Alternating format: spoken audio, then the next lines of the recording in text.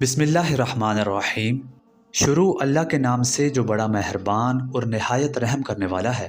ناظرین، آج کی ویڈیو میں ہم آپ کو قرآن مجید میں بیان کی گئی ایک ایسی قوم کی کہانی سنانے جا رہے ہیں جو طاقت، شان و شوکت اور غرور کی علامت بن گئی تھی اور پھر اللہ کے عذاب کی مثال بنی۔ یہ کہانی ہے حضرت ہود علیہ السلام اور ان کی قوم کی۔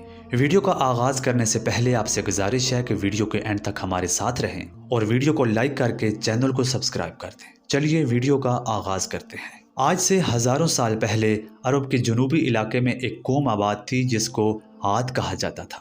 یہ لوگ غیر معمولی طاقت کے مالک تھے۔ قرآن میں ارشاد ہے کہ کیا تم نے نہیں دیکھا کہ تمہارے رب نے عاد کے ساتھ کیا کیا جو ستونوں والے شہر ارم میں رہتے تھے۔ ان کے قد لمبے، جسم طاقتور اور محل اتنے بلند تھے کہ دور سے پہاڑ لگتے تھے۔ وہ کہتے تھے کہ ہم سے زیادہ کوئی بھی طاقتور نہیں ہے، اور یہی جملہ ان کی تباہی کا سبب بنا۔ اللہ تبارک و تعالی نے اسی قوم میں سے ایک نیک، سچے اور باوقار انسان کو نبی بنا کر بھیجا۔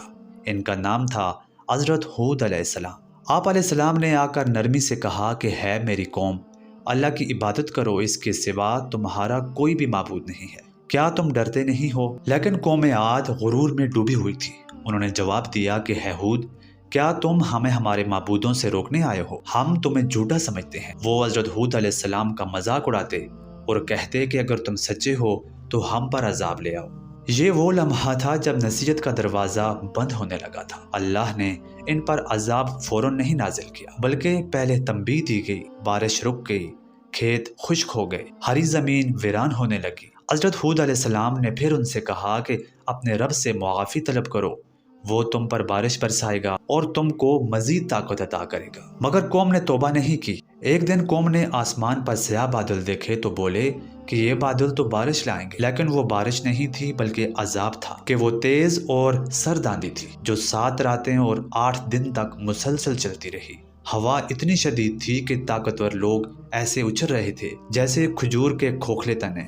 محل گر گئے، جسم بکھر گئے، اور وہ قوم جو خود کو ناقابل شکست سمجھتی تھی صفحات تاریخ میں دفن ہو گئی۔ قرآن میں ارشاد ہے کہ پھر وہ ایسے ہو گئے کہ گویا وہاں کبھی آباد ہی نہیں تھے۔ حضرت ہود علیہ السلام اور ان پر ایمان لانے والے اللہ کی حفاظت میں رہے۔ عذاب نے ان کو چھوا تک نہیں۔ یہ اللہ کا وعدہ ہے کہ ہم اپنے رسولوں اور ایمان لانے والوں کو بچا لیتے ہیں۔ ناظرین، یہ واقعہ ہمیں سکھاتا ہے کہ طاقت صرف اللہ کے پاس ہے۔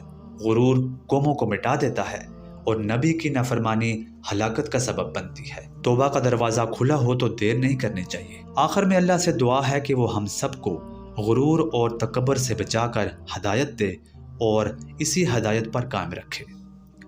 آج کی ویڈیو میں اتنا ہی۔ ملتے ہیں آپ سے اگلی ویڈیو میں کسی نئے موضوع کے ساتھ۔ تب تک کے لیے اللہ حافظ۔